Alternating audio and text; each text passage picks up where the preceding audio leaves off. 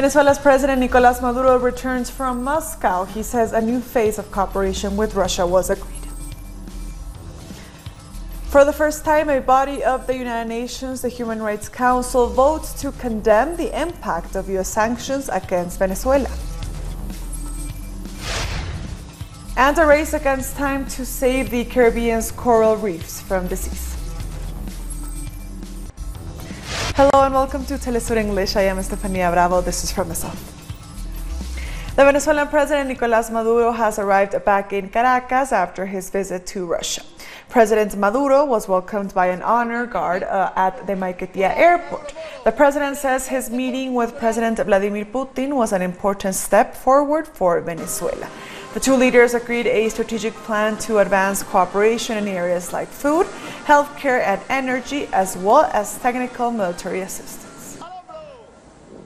So I can say that we have agreed a new map of cooperation which is centered on economic development, the transfer of technology, on industrial development, and on the new investments in Venezuela. This is what we need to go beyond this current phase of economic resistance and move on to a phase of economic growth and permanent recovery of the economy. And as you know, we have once again received the firm support of Russia and of President Vladimir Putin in all areas of technical military cooperation. We have an important team of military experts and advisors here, and Venezuela has some of the most advanced weapon systems in the world. We talked to President Putin about all this, and he gave his full support to Venezuela in this area. We also talked about political issues and the new dialogue we have started, and the important news on Tuesday when the Bloque de la Patria, the lawmakers of the PSUV and its allies, rejoined the National Assembly. This was news all over the world. It was a very positive step, I think. They returned to the Assembly seeking dialogue and a restoration of Venezuela's institutions. All the doors are open, and we are completely open to restarting the Norway talks with that other sector of the opposition, if that is possible. Dialogue is always welcome. And we also talked in a very affable way with President Putin about these issues, because they have an international impact as well. The United Nations Human Rights Council in Geneva has approved a resolution to condemn the impact of unilateral sanctions against Venezuela. It also voted to strengthen cooperation and technical assistance for human rights in Venezuela. The resolution was proposed by 8 countries, including Iran, Turkey, Russia, and Palestine. The government has provided enough reliable evidence to highlight the need for human rights protection and promotion in Venezuela. And this will be achieved through this council and its mechanisms. We continue to advance in full compliance with the recommendations in the second cycle. This, despite the challenges faced due to the criminal, financial, and economic blockades imposed by the Donald Trump administration against the Venezuelan people, which has caused death and suffering. This year, missions from the UN High Commissioner for Human Rights visited Venezuela on 3 occasions. And for the first time in our history, Michelle Bachelet visited Venezuela at the invitation of our president, Nicolas Maduro. A few days ago, the Venezuelan government signed a memorandum of understanding with the UNHCR to strengthen cooperation and technical assistance for human rights in Venezuela. The MOU allows for the permanent and unrestricted presence of UN human rights officers in our country. The office will have unlimited access to all regions and its detention centers, and will cooperate with the Venezuelan government to strengthen the justice system and improve the institutional human rights mechanisms. Venezuela's Foreign Minister Jorge Arreaza welcomed what he called a historic decision by the UN Human Rights Council. On Twitter, Arreaza said it was the first time a body of the United Nations had referred directly to the negative consequences of the U.S. blockade against Venezuela.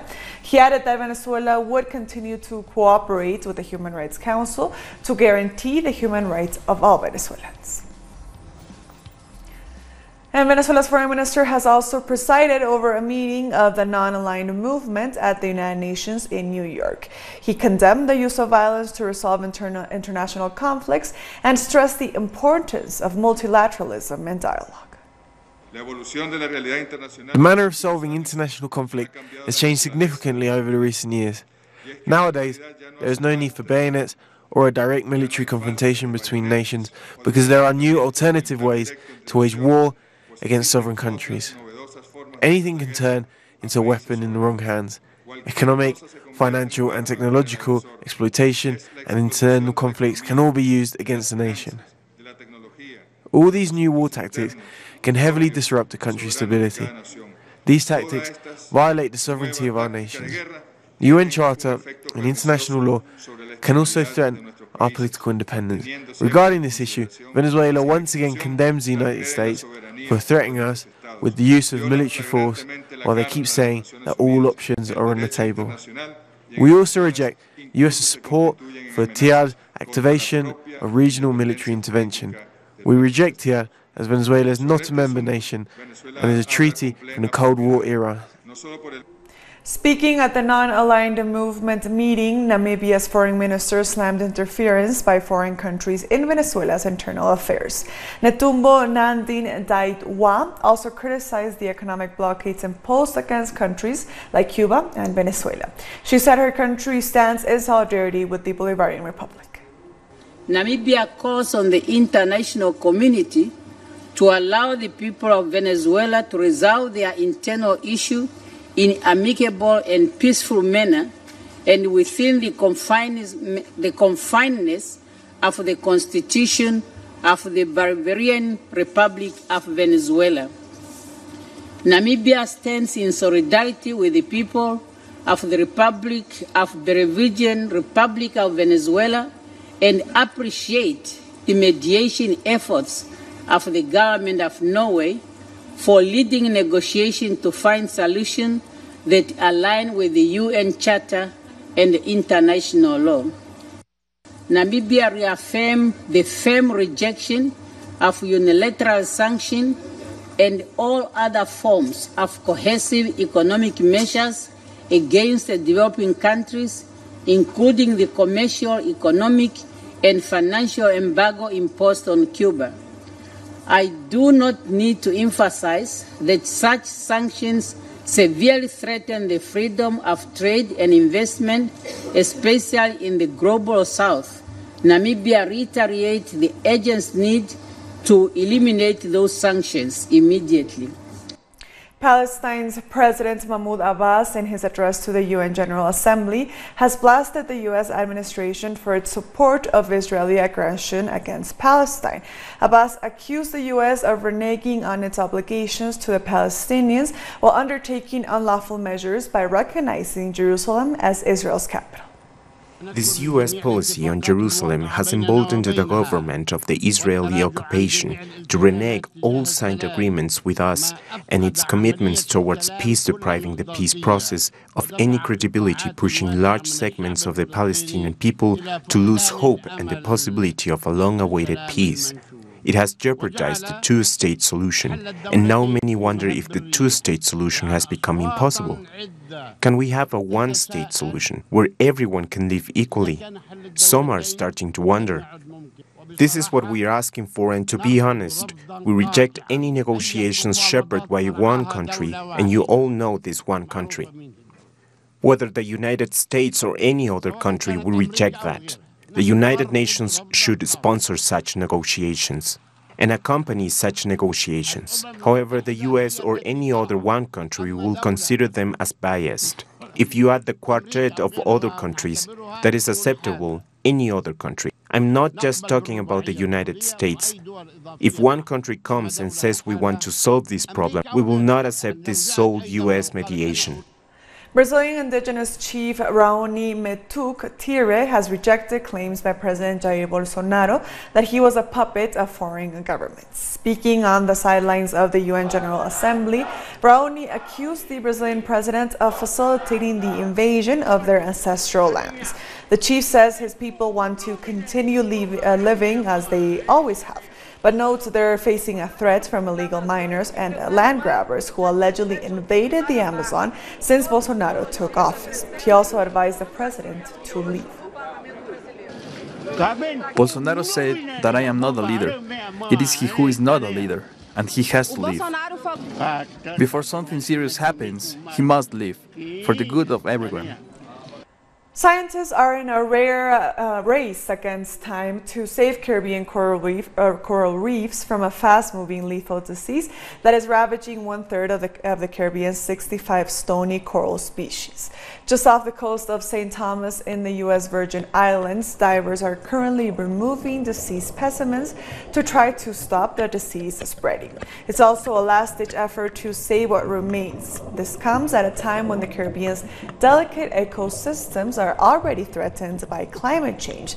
Stony corals are the building blocks of reefs. They support thousands of species of plants, fish, and other sea life, and also draw huge numbers of tourists. They also provide a natural barrier to flooding. Stony coral tissue loss disease is one of the most serious diseases of corals that we've encountered in the last several decades. The disease itself kills the coral very rapidly. We still don't know what the pathogen of the disease is. We think that it's potentially a bacteria because it responds to antibiotics, but this disease is unusual compared to many of the other coral diseases that we've described because of its intense virulence. So it kills corals rapidly, it spreads rapidly. Coming up after the break, Guyana to elect a new government on March 2nd. Stay with us.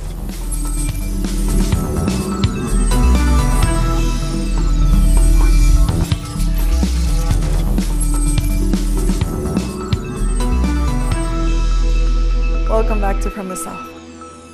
The Constitutional Committee of the Peruvian Congress has dealt a serious blow to President Martín Vizcarra.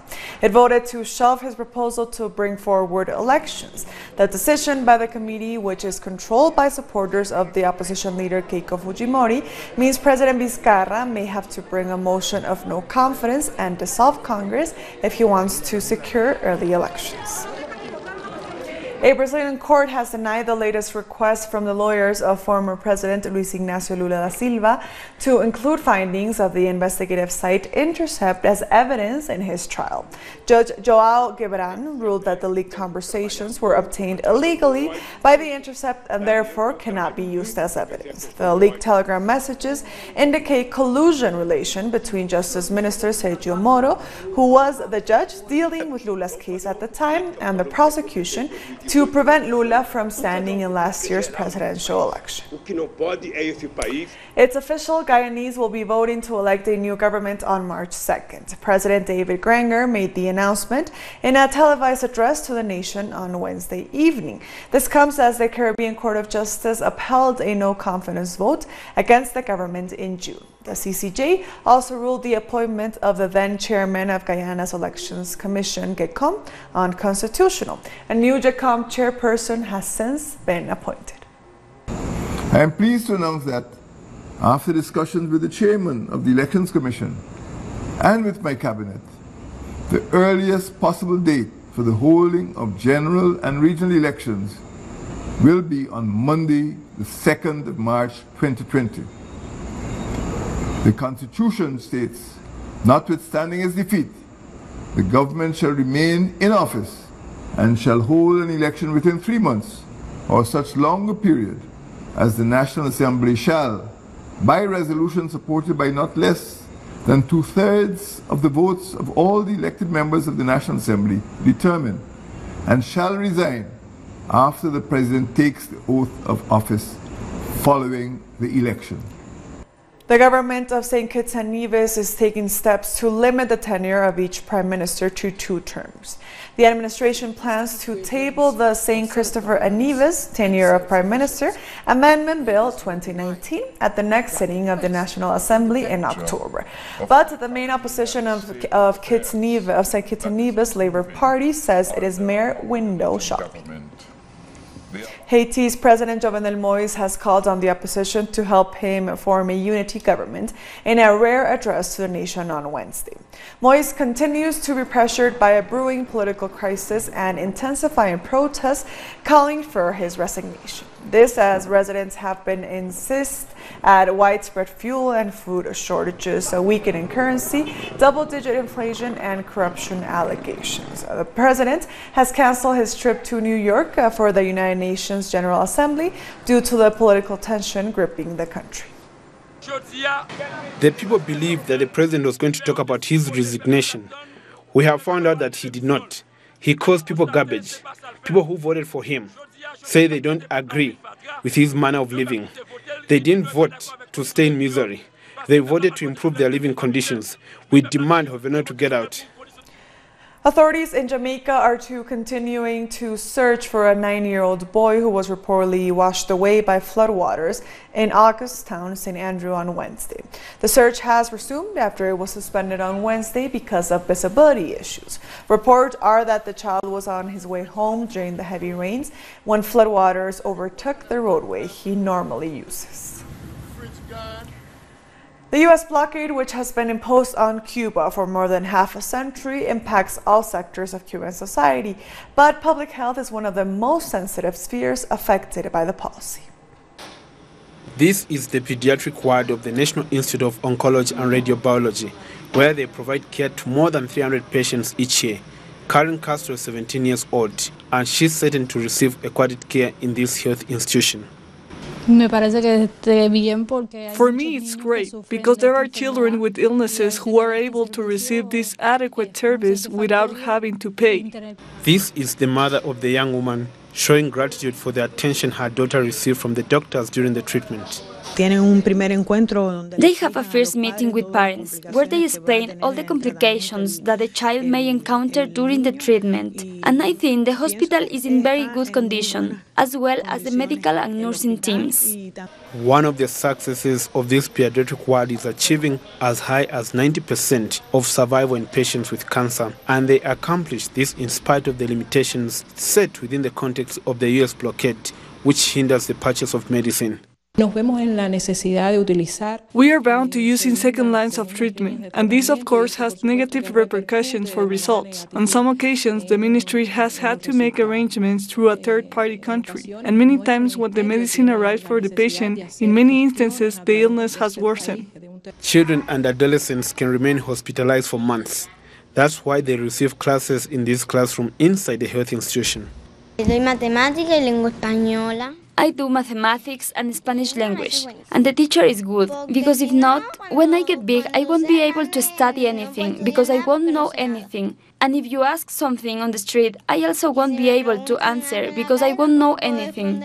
On the 6th and 7th of October, Cuba will stand before the United Nations to denounce the effects of the United States blockade on public health and other sectors, a policy that, according to the Cuban government, from the period between 2018 until March 2019, has caused major losses to the country to the order of $4.343 billion. Coming up after the break, China strongly condemns the United States for imposing sanctions against Chinese companies. Don't go away.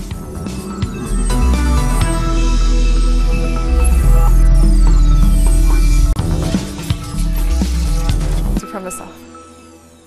The U.S. is deploying 200 troops with Patriot missiles to Saudi Arabia in what officials describe as the first steps to help the kingdom protect itself against Iranian attacks. The move announced by the Pentagon this Thursday comes in the wake of last month's attacks on oil installations blamed on Iran. The Pentagon did not say exactly when the troops will be deployed. President Donald Trump, during a White House meeting last Friday, put off, at least for now, any immediate military strike on Iran, but approved a broader effort to intensify security in Saudi Arabia and the region. Meanwhile, Iranian President Hassan Rouhani says those accusing Iran of carrying out the attack on an oil facility in Saudi Arabia should show evidence to back up those allegations.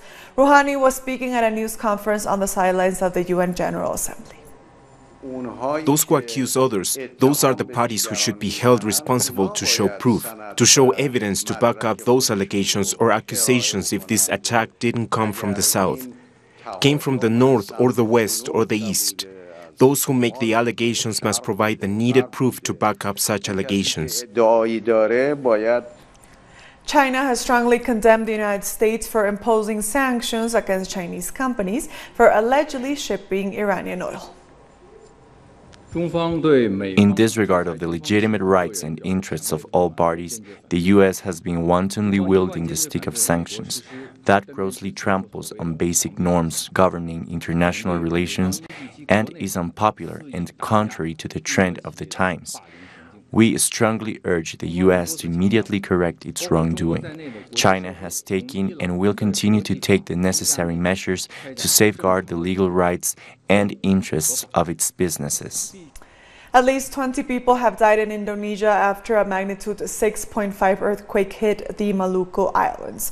According to the local disaster agency, one person died in a landslide triggered by the quake, while others were hit by falling debris. But the death toll is likely to rise. The earthquake was also felt in Ambon, a city of about 400,000 inhabitants, where it wrecked homes and sent people fleeing to the hills. In September of 2018, a 7.5 magnitude quake and a subsequent tsunami in Palu on Sulawesi Island left more than 4,300 people dead or missing. Former French President Jacques Chirac has died at the age of 86. The center-right Chirac first rose to prominence as mayor of Paris before becoming prime minister and then serving as president from 1995 to 2007. He dominated French politics for almost 2 decades, but he was remembered for opposing the United States invasion of Iraq at the UN in 2003. He also founded the center-right Union for a Popular Movement political party, which became one of the 2 major political parties in France. His legacy is also shadowed by a conviction for corruption dating to his time as the mayor of Paris. In Spain, the Supreme Court approved the exhumation of the remains of the late dictator Francisco Franco from a mausoleum in the Valley of the Fallen. Different organizations that represent the victims of Franco's regime rallied outside the Supreme Court on Tuesday. The Supreme Court ruled by unanimous decision in favor of the exhumation of the remains of dictator Francisco Franco from the Valley of the Fallen Memorial, where he was buried alongside hundreds of his victims. You have to treat him as he really was, a murderer. He can't be treated as a head of state. He was a dictator, and you have to put a plaque where he is buried, where it clearly says that Franco was a murderer and a dictator. The judgment dismissed the appeal by the Franco family that had halted the exhumation. It also rejected the request by his grandchildren to move his remains to the Almudena Cathedral in Madrid. His grandchildren have, however, vowed to approach the Constitutional Court to challenge the Supreme Court's ruling. To deprive a family of the right to decide the fate of their grandfather's remains is sad. This right was acknowledged in the decree of the exhumation that was approved by the government. Associations representing Franco's victims celebrated the court ruling, especially that Franco's remains will no longer be maintained using public funds. A fascist and Nazi dictator like Franco can't have public recognition or a resting place in the Valley of the Fallen or in the Almudena of any public site. He should be given to his family and they can keep his remains at a family level. However, the victims don't completely believe that the government has the political will to carry out the court ruling. They say they are certain that the process cannot take more than 4 hours to be completed, and they want it to be done as quickly as possible in order to bring to end their 40 years of waiting. The exhumation of Franco's remains is important for the Spanish society, but the purpose of this historic moment is to pay respect to the victims of Franco's regime. In the Valley of the Fallen, he is still surrounded by his victims. There is still one judicial obstacle to carrying out the exhumation of the late dictator's remains. A judge in Madrid suspended the exhumation process due to concerns that it could pose a danger to the workers' lives. A great advance in the country's democracy, but there is still a long way to properly honor the memories of the Franco regime and to reform key institutions.